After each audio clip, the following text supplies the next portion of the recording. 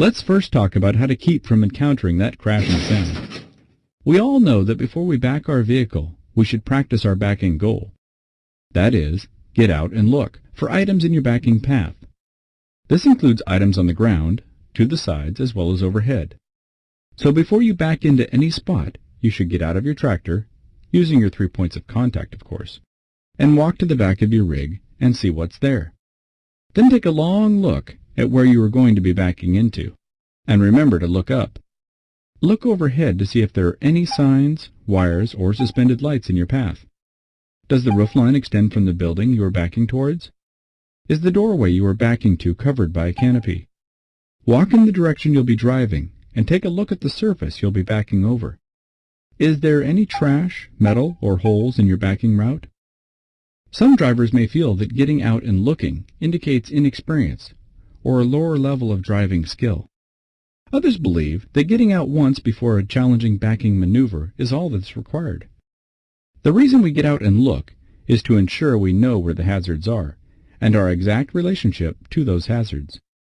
When performing a difficult backing maneuver, it's your responsibility to get out and look as many times as it takes to ensure a safe backing maneuver.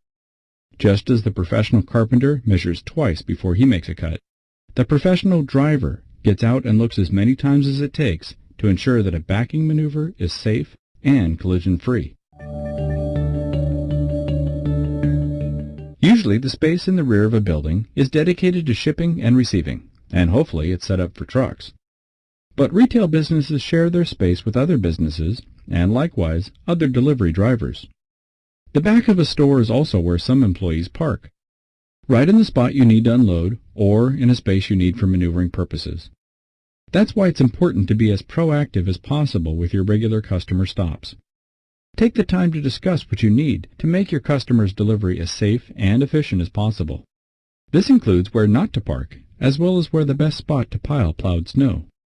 In shopping centers, the back lot of the retail store is also where you find trash dumpsters, as well as transformers. It's important to take note of both these hazards for different reasons. Note where the trash dumpster is immediately when you pull behind a shop. Has it been moved? Will you need to adjust how you set up for your delivery? The answer to these questions is often yes. Transformers, on the other hand, never move. They are often painted in muted dark colors that blend in with building materials and are hard to see in shadows. It is critical that you note the position of the transformers as you enter a facility, because transformers are expensive. The damage to this transformer was $23,000. Identify where the transformers are at your delivery locations, and then plot a path that steers clear of this hazard.